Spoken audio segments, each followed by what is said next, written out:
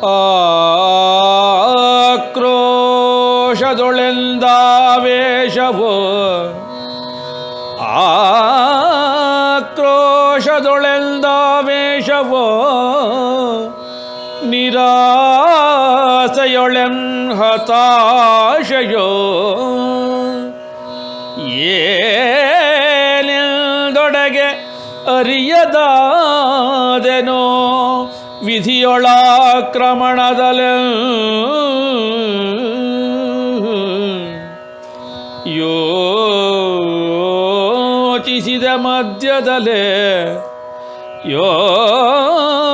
ಯೋಚಿಸಿದ ಮಧ್ಯದಲೆ ಅಮ್ಮನೊಳಿಹ ಪಾವಿತ್ರ್ಯ ಮುಗ್ಧತೆಯ ಕದಡಬಾರದೆ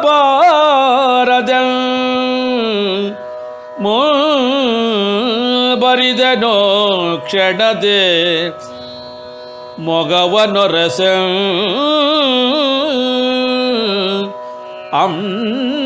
ಅಮ್ಮನೊಳಿಹ ಪಾವಿತ್ರ್ಯ ಮುಗ್ಧತೆಯ ಕದಡಬಾರದೆಮ್ಮಂ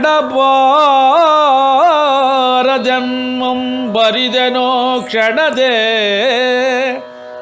ಮೊಗವನೊರಸ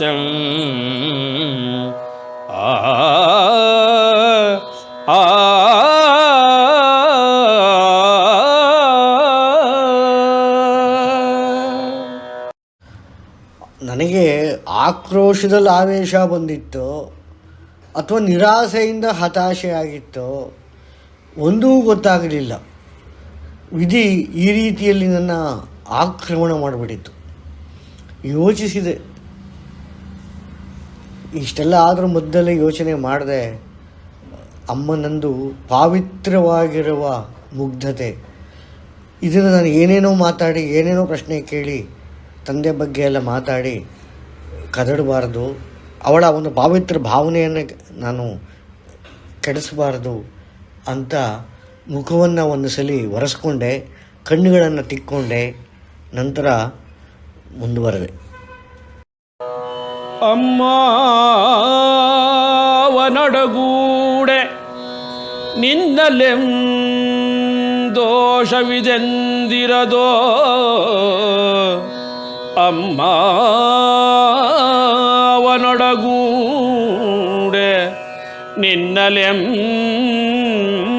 ದೋಷವಿದೆಂದಿರದೋ, ಋತವೀ ವಿಧಿಯೊಳಿಹ ಕ್ರಮಕಾರಣವಾಗಿಹುದೋ ಮಾತ್ರವಿದಕ್ಕೆ ನಿಮ್ಮೀಂ ಸ್ಥಾನದೊಳೆಂ ನೀವಿಬ್ಬರೊಡೆ ಸಂಭವನೀಯತೆಯೇ ಕೇವಲ ಕೃತವಾಗಿಹುದೋ ಪ್ರಾಕೃತವಿದಕ್ಕೆ ಮಾತ್ರವ್ಯ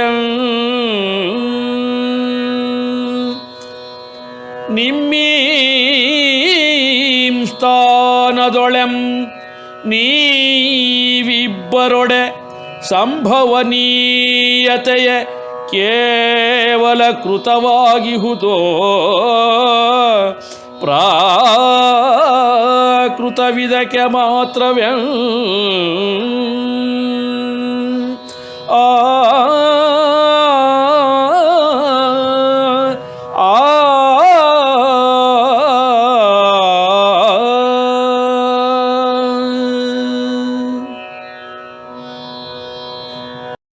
ಅಮ್ಮ, ನಾನು ನಿರ್ಧಾರ ಮಾಡಿದ್ನಲ್ಲ ಮನಸ್ಸಿನಲ್ಲಿ ಅವಳಿಗೆ ಮನಸ್ಸನ್ನು ಕೆಡಿಸಬಾರದು ಅಂತ. ಹಾಗಾಗಿ ಅಮ್ಮ ಅಂತ ಕೂಗಿದೆ. ಅವನ ಜೊತೆ ನಿನ್ನದೂ ಕೂಡ ದೋಷವಿಲ್ಲ, ನಿಮ್ಮಿಬ್ಬರದ್ದು ಏನು ದೋಷವಿಲ್ಲ.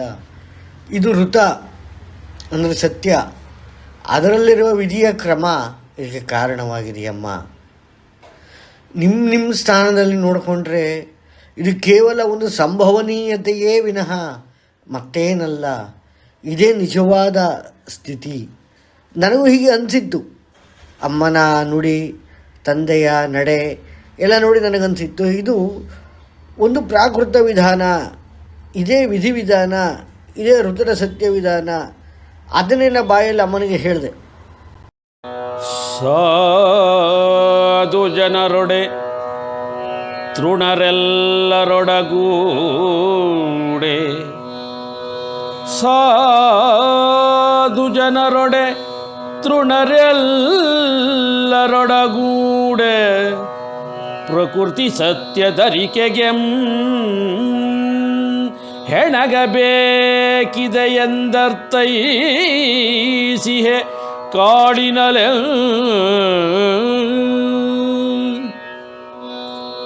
ತ್ರಿಕಾಲಧಾರಾಪತ್ರದ ಸಾಮರ್ಥ್ಯದೇ ತ್ರಿಕಾಲಧಾರಾಪತ್ರದ ಸಾಮರ್ಥ್ಯದೆ ಭವದ ನಿಯತೆಗಳೀ ಚಲನದೊಳಿವೆಯಂ ಜೊತೆಗೆ ಕಂಡಿರುವೆ ವನಮನದಲೆ ಚಲನದೊಳಿವೆಯಂ ಜೊತೆಗೆ ಕಂಡಿರುವೆ ವನಮನದಲೆ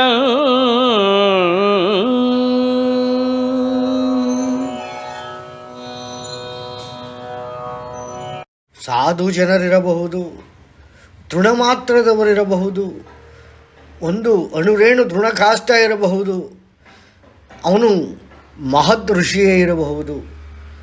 ಆದರೆ ಈ ಪ್ರಕೃತಿಯಲ್ಲಿರುವ ಸತ್ಯಕ್ಕೆ ಮತ್ತು ಅದರ ಒಂದು ಅರಿವಿಗೆ, ಅದರ ಒಂದು ಜಾಗೃತಿ ಆಗಬೇಕು ನಮ್ಮಲ್ಲಿ ಅಂದರೆ ಎಲ್ಲರೂ ಹೆಣಗಲೇಬೇಕಿದೆ.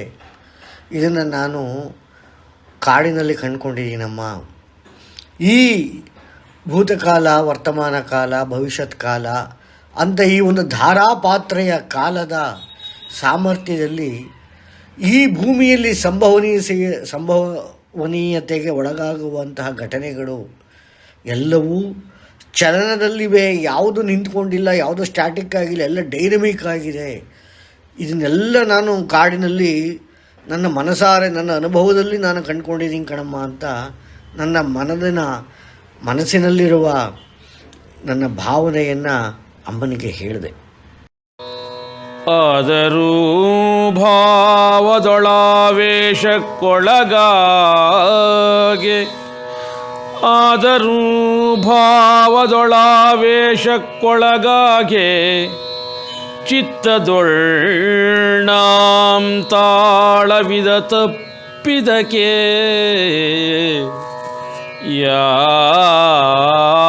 ಯಾಚಿಸುವೆ ನಿಜದಲೆಂ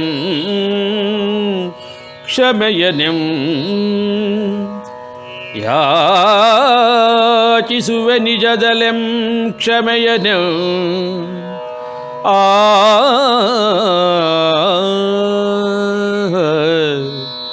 ಭೂತವಂ ಮರೆತೆ ಭವಿಷ್ಯವಂ ಕುರಿತೆ ವರ್ತನೆಯೊಳ್ ಕೃತವಾಗಬೇಕೆಂ ಯೋಚಿಪನೆಂದನೋ ಕಂಡವಳ ಮೊಗವನು ಭವಿಷ್ಯವ ಕುರಿತ ವರ್ತನೆಯೊಳ್ ಕೃತವಾಗಬೇಕೆಂ ಯೋಚಿಪನೆಂದನೋ ಕಂಡವಳ ಮೊಗವನು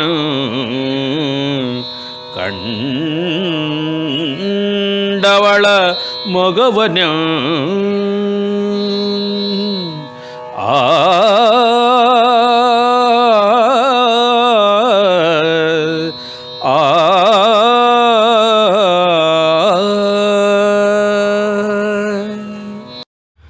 ಇಷ್ಟೆಲ್ಲ ನಾನು ಕಾಡ ಕಂಡುಕೊಂಡಿದ್ರೂ ಕೂಡ ಭಾವದ ಆವೇಶಕ್ಕೆ ಒಳಗಾಗಿಬಿಟ್ಟೆ ಅಮ್ಮ.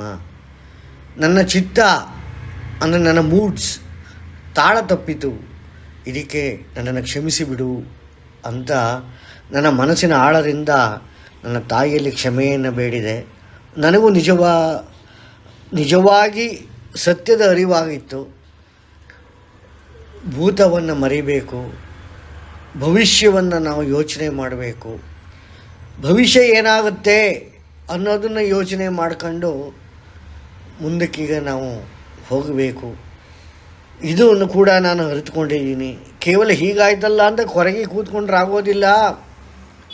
ಆಗಿದ್ದಲ್ಲ ಮರೆತು ಮುಂದಕ್ಕಾದರೆ ಒಳ್ಳೆಯದಾಗಲಿ ಅಂತ ನಾವು ಮುಂದೆ ಹೋಗಬೇಕು ಅಂತ ನಾನು ನನ್ನ ಅಮ್ಮನ ಮುಖವನ್ನು ಕಂಡು ಈ ನುಡಿಗಳನ್ನು ಆಡಿದೆ. ಬೆರಗಿನೊಳ್ಳವಲೋಕಿಸಿದ್ದಳೋ ಬೆರಗಿನೊಳ್ಳವಲೋಕಿಸಿದ್ದಳೋ ಅನುಭಾವಿಕದೊಳಿರುವ ಎನ್ನೀ ಚಿತ್ತದೊಳಾಚಾರದಾಳವೆ ಕ್ಷಣದವೆ ಇಕ್ಕದಿಲ್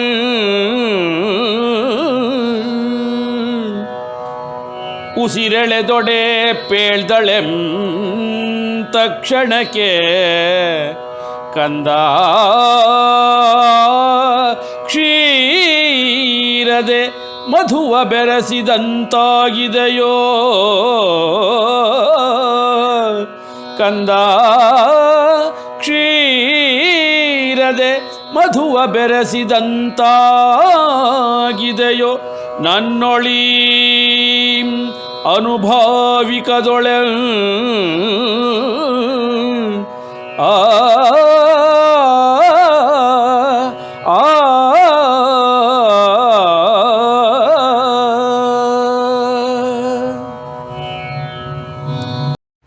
ನಾನು ಹೀಗೆ ಮಾತಾಡ್ತಾ ಇದ್ದೀನಿ.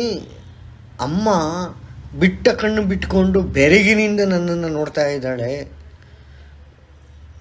ಆಹಾ, ಇವನಲ್ಲಿ ಎಂತಹ ಒಂದು ಅನುಭವ ಇದೆ, ಇವನ ಚಿತ್ತ ಅದನ್ನು ಎಷ್ಟು ಚೆನ್ನಾಗಿ ಗ್ರಹಿಸಿದೆ ಅಂತ ಕಣ್ಣನ್ನು ಮಿಟುಕಿಸದೆ ರೆಪ್ಪೆಯನ್ನು ಮುಚ್ಚದೆ ಒಂದು ಕ್ಷಣವೂ ಅವೈಕ್ಕದೆ ನನ್ನನ್ನು ನೋಡ್ತಾ ಇದ್ದಾಳೆ ಬೆರಗಗಣ್ಣಿನಿಂದ. ನಾನು ಯಾವಾಗ ಮಾತು ನಿಲ್ಲಿಸಿದೆ, ನಾನು ಯಾವಾಗ ಅವಳ ಮುಖವನ್ನು ನೋಡೋಕ್ಕೆ ಆರಂಭ ಮಾಡಿದೆ, ಅವಳು ತಕ್ಷಣ ಮರೆತಿದ್ದ ಉಸಿರನ್ನು ಒಳಗೆಳ್ಕೊಂಡ್ಳು. ತಕ್ಷಣ ಹೇಳಿದಳು, ಕಂದ, ಹಾಲಿನಲ್ಲಿ ಜೇನನ್ನು ಬೆರೆಸಿದಂತಿದೆ ನಿನ್ನ ಈ ಅನುಭಾವಿಕದ ಮಾತುಗಳು ಅಂತ. ಗುರುವಿರದೊಳೆಂ ಗುರಿಯ ಅರಿವೊಳೆ ಗುರುವಿರದೊಳೆಂ ಗುರಿಯ ಅರಿವೊಳೆ ಶಬ್ದಜ್ಞಾನ ಭಂಡಾರವಿದೋ ನಿನಗೆ ಹೇಗೆ ಸಿದ್ಧಿಸಿತೆಂ ಕೇಳಿದ್ದಳವಳೋ ಜೊತೆಗೆ ಅಹುದಹುದೋ ನನಗಿದೋ ಸಿದ್ಧಿಸಿದೆ ಅಹುದಹುದೋ ನನಗಿದೋ ಸಿದ್ಧಿಸಿದೆ ಅದರದು ಹೇಗೆ ಯೋಚಿಸಿದೆನೋ ಮೌನದೆ ಅವಳಿಗುತ್ತರವ ನೀಡುವುದರೊಳಗೆ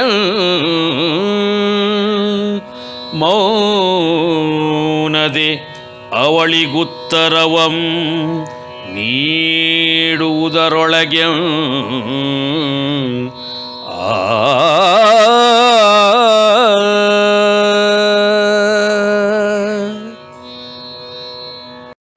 ಗುರುವೇ ಇರದಂಥ ಗುರಿಯಲ್ಲಿ ನೀನು ಇಷ್ಟು ವರ್ಷ ಬದುಕಿದ್ದೆ, ಸಾಧಿಸಿದೆಯ ಗುರಿಯನ್ನು. ಆದರೆ ನನಗೊಂದು ಆಶ್ಚರ್ಯ ಏನು, ಜೊತೆಗೆ ಪ್ರಶ್ನೆ ಏನು ಅಂತಂದರೆ, ಈ ರೀತಿ ಮಾತನಾಡುವ ಜ್ಞಾನ ಭಂಡಾರ ನಿನಗೆ ಹೇಗೆ ಸಿದ್ಧಿಸಿತ್ತು ಅಂತ ಅಮ್ಮ ಅಂದರೆ ಜಬಳೆ ಜಾಬಾಲಿಯನ್ನು ಕೇಳ್ತಾರೆ. ಆಗ ಜಾಬಾಲಿ ಯೋಚನೆ ಮಾಡ್ತಾರೆ, ಹೌದೌದು, ನನಗೆ ಇದು ಹೇಗೆ ಸಿದ್ಧಿಸಿತು, ಹೇಗೆ ಅಂತ ಯೋಚನೆ ಮಾಡಿದೆ. ಏನು ಹೇಳಬೇಕು ಅಂತ ತಕ್ಷಣ ಹೊಳೆಯಿಲ್ಲ. ಸ್ವಲ್ಪ ಯೋಚನೆಗೆ ನಾನು ಒಳಗಾಗಿ ಇದು ಹೇಗೆ ಅವಳು ಕೇಳ್ತಿರೋದು ಸರಿಯಲ್ವಾ ಅಂತ ನನಗೇ ಆಶ್ಚರ್ಯವಾಯಿತು, ಇಷ್ಟು ಚೆನ್ನಾಗಿ ಮಾತಾಡ್ತಿದ್ದೀನಲ್ಲ ನಾನು ಅಂತಂತ. ಇದೊಂದಾಶ್ಚರ್ಯವೇ ನನಗಿಂದು, ಇದೊಂದಾಶ್ಚರ್ಯವೇ ನನಗಿಂದು ಮಾತೆ ಅದರೀಂ ತರ್ಕ ಪ್ರಕಾರದಿಂ ಶಬ್ದವಿದೋ ಭಾಷೆಯೊಳಗೆ ಭಾವಿಕದೊಳಿಹ ಚಿಹ್ನ ಮಾತ್ರವೆಂ ವಿಚಾರವಿದೋ ಅರಿವಿನೊಳೆ ವಿಚಾರವಿದೋ ಅರಿವಿನೊಳೆ ವಿಷಯಾತ್ಮಕವಾಗೇ ಬಾಹ್ಯಾಂತರಂಗದೊಳ್ ವಸ್ತುವಿನಾಧಾರದಿಂ ಬುದ್ಧಿರೂಪಿತವೇ ಬಾಹ್ಯಾಂತರಂಗದೊಳ್ ವಸ್ತುವಿನಾಧಾರದಿಂ ಬುದ್ಧಿರೂಪಿತವೇ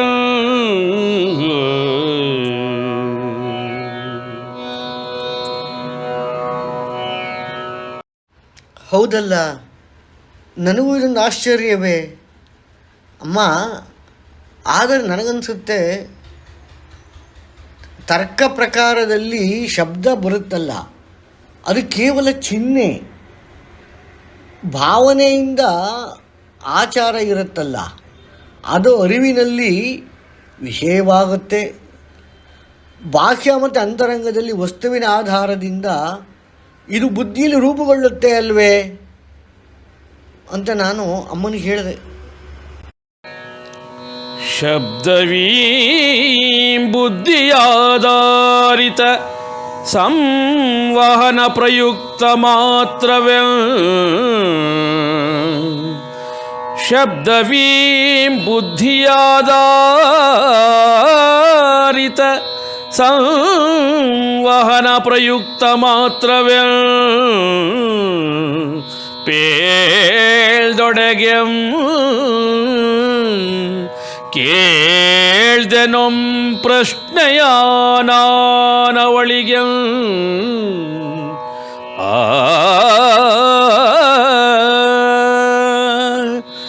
ಅಮ್ಮ ಎನ್ನ ಪಿತನಾದ ನಿನ್ನ ಪತಿಯ ಹೆಸರೇನೋ ಅಮ್ಮ ಎನ್ನ ಪಿತನಾದ ನಿನ್ನ ಪತಿಯ ಹೆಸರೇನೋ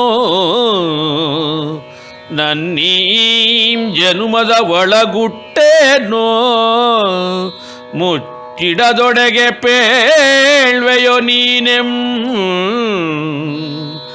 ನನ್ನೀ ಜನುಮದ ಒಳಗುಟ್ಟೇನೋ ಮುಚ್ಚಿಡದೊಡೆಗೆ ಪೇಳ್ವೆಯೋ ನೀನೆಂ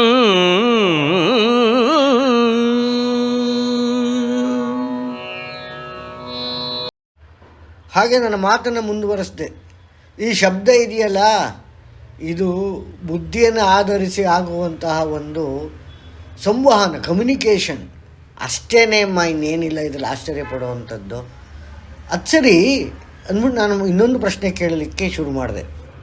ಏನಂತ, ಅಮ್ಮ ನನ್ನ ತಂದೆಯ ಅಂದರೆ ನಿನ್ನ ಪತಿಯ ಹೆಸರೇನು, ನನ್ನ ಜನ್ಮದ ಒಳಗುಟ್ಟೇನು, ಇದೆಲ್ಲ ನೀನೀಗ ಹೇಳ್ಬೋದು ಅಂತ ಅನಿಸಿದ್ರೆ ದಯವಿಟ್ಟು ಹೇಳಮ್ಮ.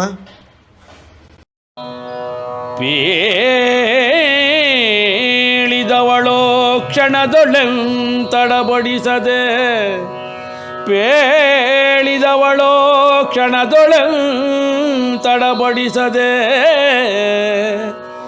ನಿನ್ನ ತಂದೆಯೋ ಮಹಾಮುನಿಯೋ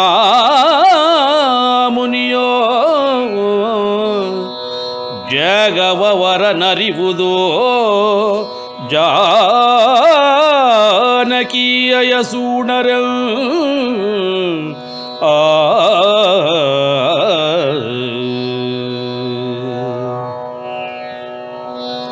ಪ್ರಥಮದ್ಯಂ ಕರ್ತನ ನಾಮವಂ ಕೇಳ್ದೆಡೆಗೆ ಪ್ರಥಮದ್ಯಂ ಕರ್ತನ ನಾಮವಂ ಕೇಳ್ದೆಡೆಗೆ ಮಾನವನಭಿಸಿದೆನೋ ನಾಂ ಮಹಾಮುನಿಯವನೇ ನನ್ನಪ್ಪನ ಪಿತೃವ್ಯಂ ನಾ ಮಹಾಮುನಿಯವನೇ ನನ್ನಪ್ಪನೆಂ ಪಿತೃವಂ.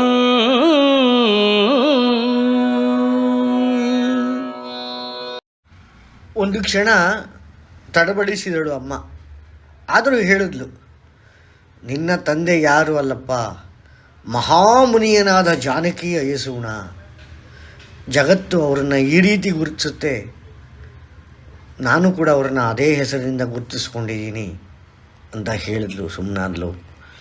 ನನಗೆ ವಾಹ್, ಇಂಥ ಮಹಾನ್ ಮುನಿಯ ನನ್ನ ತಂದೆಯೇ, ನನ್ನ ಪಿತೃವೇ, ನನ್ನ ಜನ್ಮಕ್ಕೆ ಕಾರಣಕರ್ತನೇ, ಅಮ್ಮ ಧನ್ಯನಾದೆ ಅಂತ ಮೊಟ್ಟ ಮೊದಲ ಬಾರಿಗೆ ನನ್ನ ಜೀವನದಲ್ಲಿ ನನ್ನ ತಂದೆಯ ಬಗ್ಗೆ ಹೆಮ್ಮೆ ಎನಿಸಿತ್ತು.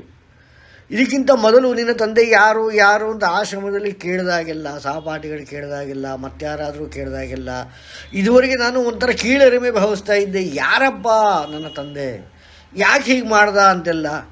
ಬಟ್ ಈಗ ನನಗೆ ಮೊಟ್ಟ ಮೊದಲ ಬಾರಿಗೆ ನನ್ನ ತಂದೆಯ ಬಗ್ಗೆ ಹೆಮ್ಮೆ ಉಂಟಾಗಿತ್ತು. ಘಟಿಪಿಹ ಸಕಲವಂ ಮುಚ್ಚಿಡದಿಹೇ ನಿನ್ನೆದುರೇ ಬಿಚ್ಚಿರುವಡೆಗೆಂ.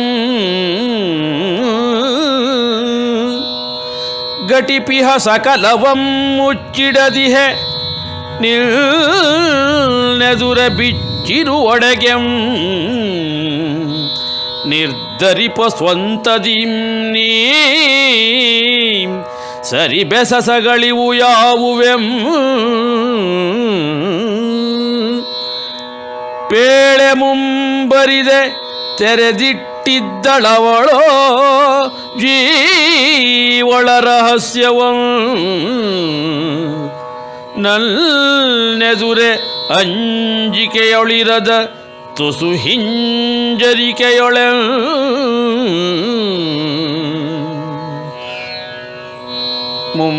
ಮುಂಬರಿದ ತೆರೆದಿಟ್ಟಿದ್ದಳವಳೋ ಜೀವಳ ರಹಸ್ಯವಂ. ನಲ್ನೆದುರೆ ಅಂಜಿಕೆಯೊಳಿರದ ತುಸು ಹಿಂಜರಿಕೆಯೊಳೆ.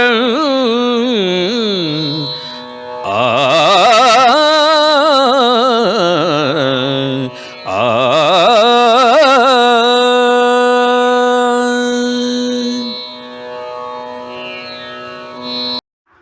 ಏನೇನು ನಡೀತು ಅಂತ ನಾನು ಎಲ್ಲವನ್ನ ನಿನಗೆ ಹೇಳ್ಬಿಡ್ತೀನಿ. ಯಾವುದು ಮುಚ್ಚಿಡೋದಿಲ್ಲ. ನಿನ್ನ ಎದುರುಗಡೆ ಯಥಾವತ್ ಎಲ್ಲವನ್ನ ಬಿಚ್ಚಿಡ್ತೇನೆ. ನೀನೇ ನಿರ್ಧಾರ ಮಾಡಪ್ಪ, ಸರಿ ಯಾರು ತಪ್ಪು ಯಾರು, ಯಾವ ಘಟನೆ ಸರಿ ಯಾವುದು ತಪ್ಪು, ನೀನೇ ನಿರ್ಧಾರ ಮಾಡಿಬಿಡು ಅಂತ ಮೊದಲು ಪೀಠಿಕೆ ಹಾಕಿದ್ಲು. ಎಲ್ಲವನ್ನು ಹೇಳಿಬಿಟ್ಲು, ಏನೇನು ನಡೀತು ಅಂತ. ನಾನು ಹೇಗೆ ಹುಟ್ಟಿದೆ, ಅದಕ್ಕೆ ಮುಂಚೆ ಏನಾಯಿತು, ಅವತ್ತು ರಾತ್ರಿ ಏನಾಯಿತು, ಎಲ್ಲವನ್ನು ಯಾವುದೇ ಮುಚ್ಚುಮರೆ ಇಲ್ಲದೆ ಹೇಳಿದಳು. ಅವಳಿಗೆ ಯಾವುದೋ ಅಂಜಿಕೆ ಇತ್ತಿಲ್ಲ. ಆದರೆ ಕೆಲವು ವಿಚಾರ ಹೇಳಬೇಕಾದ್ರೆ ಒಂಥರ ಹಿಂಜರಿಕೆ ಕಾಣಿಸ್ತಾ ಇತ್ತೆ ವಿನಃ ಯಾವುದೇ ಅಂಜಿಕೆಯಿಂದ ಅವಳು ಹೇಳಲಿಲ್ಲ ಅಂತ ನನಗನ್ನಿಸ್ತು. ಆದರೆ ಎಲ್ಲವನ್ನೂ ಹೇಳಿಬಿಟ್ಟಿದ್ದಳು ನನಗೆ ಅಮ್ಮ, ಯಾವುದೇ ಮುಚ್ಚುಮರೆ ಇಲ್ಲದೆ. ಆಲಿಸಿದೊಡೆಯೊಳ್ ಚಿತ್ತದೊಳೆಂ ಹಲವು ಋಣಜಾರೇ.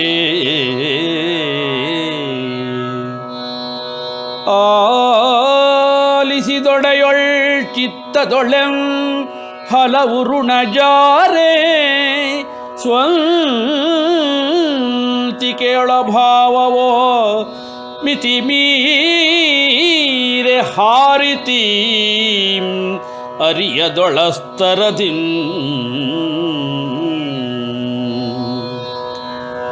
ದರ್ಭೆಯ ಚಾದರದಲೆಂ ಪವಡಿಸಿದೊಡೆಗೆ. ದರ್ಭೆಯ ಚಾದರದಲೆಂ ಪವಡಿಸಿದೊಡೆಗೆ. ಧನ್ಯತೆಯೊಳ್ ಮನವಿದೋ ಜಾರಿತೋ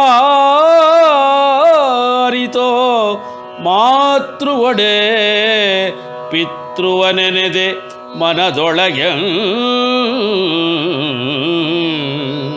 ಧನ್ಯತೆಯೊಳ್ ಮನವಿದೋ ಧನ್ಯತೆಯೊಳ್ ಮನವಿದೋ ಜಾರಿತೋ ಮಾತೃವೊಡೆ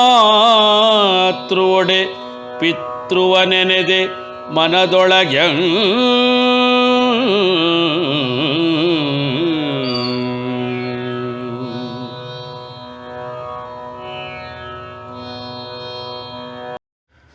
ಎಲ್ಲವನ್ನ ಸಮಾಧಾನದಿಂದ ಕೇಳಿಸ್ಕೊಂಡೆ.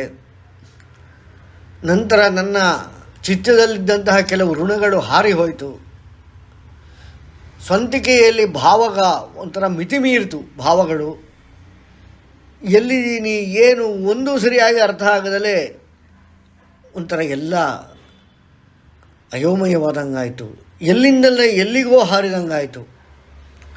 ನಾನು ಅದೇ ಒಂದು ಭಾವದಲ್ಲಿ ದರ್ಬೆ ಹಾಸ್ಕೊಂಡೆ, ಅಂದರೆ ದರ್ಬೆಯಿಂದ ಮಾಡಿರುವಂತಹ ಚಾಪೆಯನ್ನು ಹಾಸ್ಕೊಂಡೆ, ಅದರ ಮೇಲೆ ಮಲಿಕೊಂಡೆ. ಇಷ್ಟೆಲ್ಲ ಆದರೂ ನನ್ನ ಮನಸ್ಸು ಧನ್ಯತೆಯಿಂದ ಕೂಡಿತ್ತು. ನನ್ನ ತಾಯಿ ಮತ್ತು ತಂದೆಯರ ನೆನೆದು ಒಂದು ಹೆಮ್ಮೆ, ಧನ್ಯತಾ ಭಾವ, ಪೂಜ್ಯನೀಯ ಭಾವ ಎಲ್ಲವೂ ಇಬ್ಬರೆಡೆಗೂ ಮನೆ ಮಾಡಿತು.